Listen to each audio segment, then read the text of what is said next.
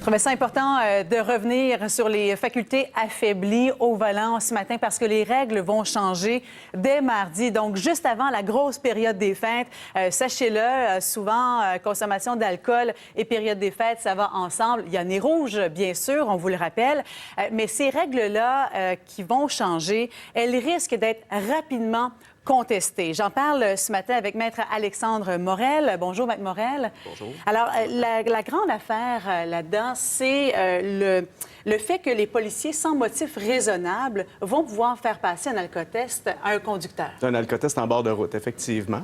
Cependant, il va y avoir certaines prédispositions pour qu'ils puissent agir ainsi, c'est-à-dire qu'ils agissent légalement dans le cadre de leur fonction et qu'ils aient en leur possession l'appareil de détection approuvé. Par exemple, on ne pourrait pas intercepter un conducteur puis demander à un autre policier d'apporter l'appareil. Il va falloir que ce soit en leur possession à ce moment-là. Donc, sans croire nécessairement que la personne a consommé de l'alcool, ça va être possible pour un policier d'intervenir comme ça. Tout à fait, sans même qu'il y ait de soupçons. Qu'est-ce que vous en pensez?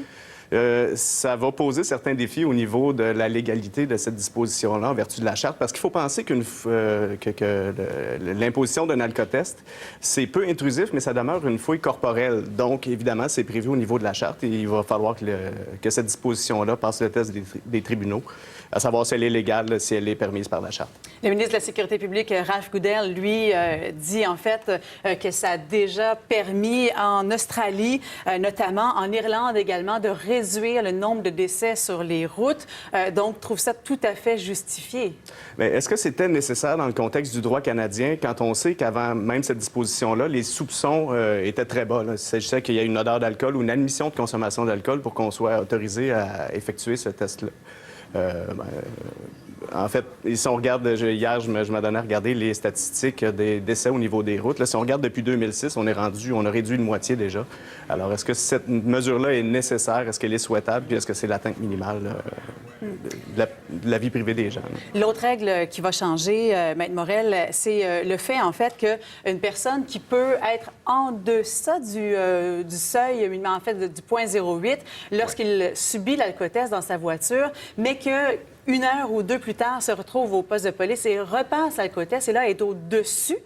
Donc, cette modification-là va faire en sorte qu'il puisse quand même être arrêté et accusé. Qu'il puisse être condamné, effectivement. Oui. C'est une défense qui était faisable dans certains cas où l'alcoolémie était relativement près du 80 mg.